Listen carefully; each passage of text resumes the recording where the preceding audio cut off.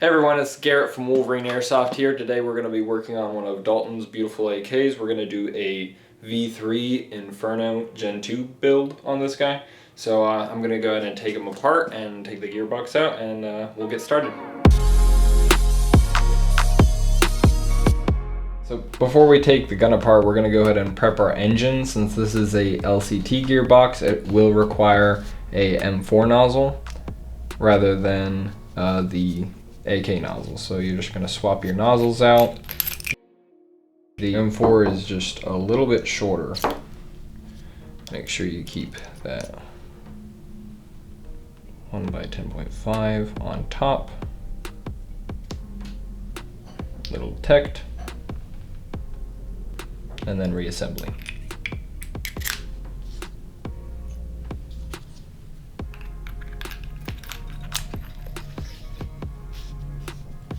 Alright, so now that we have the gearbox out of the gun, we're going to go ahead and take it out.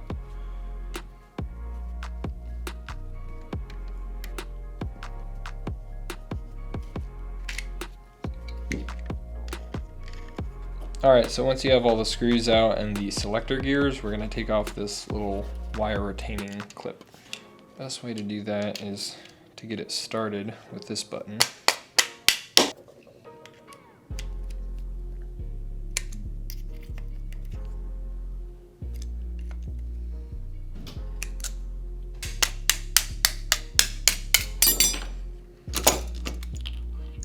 I'm going to remove your AEG cylinder.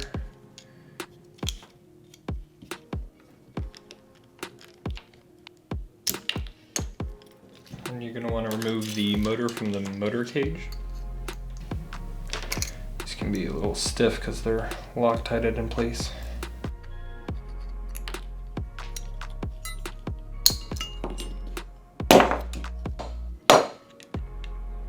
Alright, so once you have all the AEG internals out, we're going to go ahead and set those aside and clean up the inside of the gearbox, get some of that residual gear oil out. I'm just going to use some rubbing alcohol on a rag. Just kind of get in there and clean it up a little bit.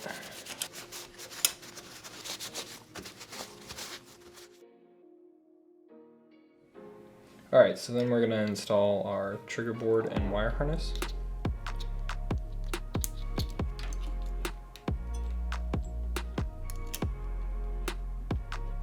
And some of them will have it, but this particular one does not have a hole for screwing down the trigger board, so we're going to go ahead and make a hole and tap it. So before we drill that hole, we're going to want to take this back plate off so that we don't drill into it.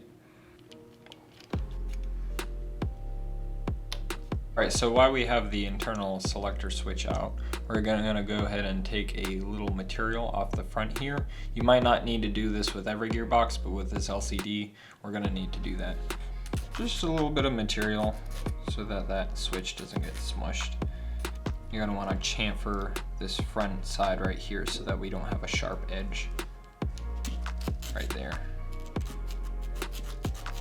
So once you take off that material, you can kind of just do a little test to make sure it's moving smoothly and not scraping up against that selector switch there.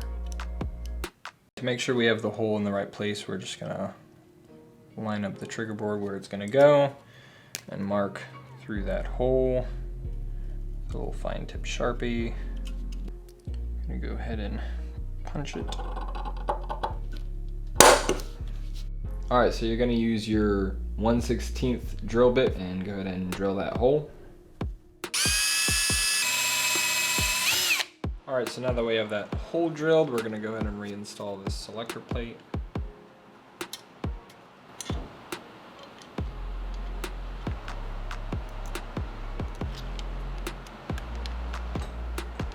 And we can go ahead and install the trigger board. I'm going to thread the electronics through. So you're going to go ahead and use your metric 2.89x4 self-tapping screw. And the main thing you want to watch out for is because this plastic selector plate is underneath here, you want to make sure the screw isn't long enough to go into that selector plate and keep it from sliding smoothly.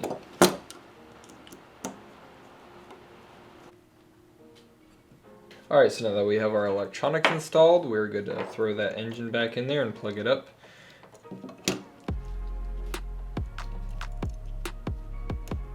Then we'll need to stick our trigger back in, and we should be good to go to reassemble the gearbox.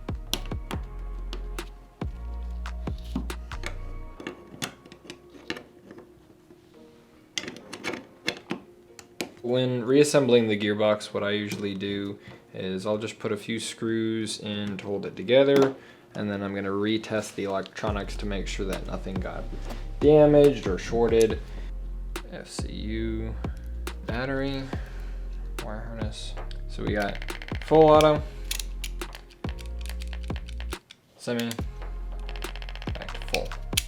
All right, now we're good to put the rest of the screws back in. Installing the selector gear, you just have to make sure that the teeth are lined up on this side.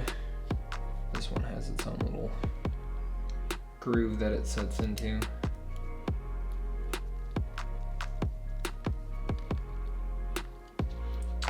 And then for the old motor cage, you're going to put that around the grip line.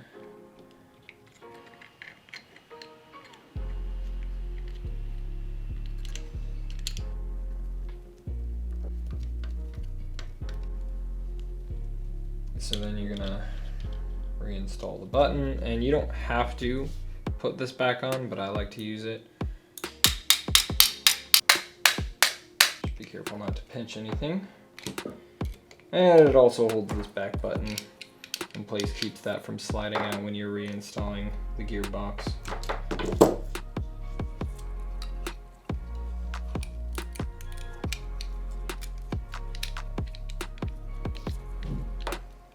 And now it's ready to go back in the gun. We'll show you how to modify the grip so the grip line fits through. All right, so we're gonna line it up in this back corner, right about there. And we're gonna start with a smaller drill bit because it isn't really a flat surface, so we're gonna just start small and widen it as we go.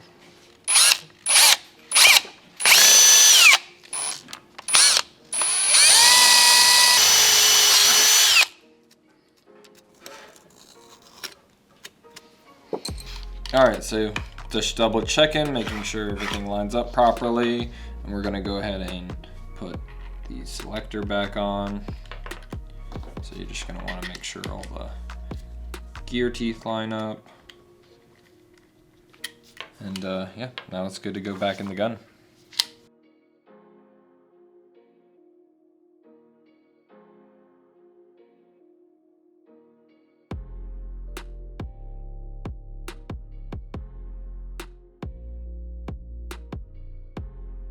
All right, we have our fully converted HPA AK.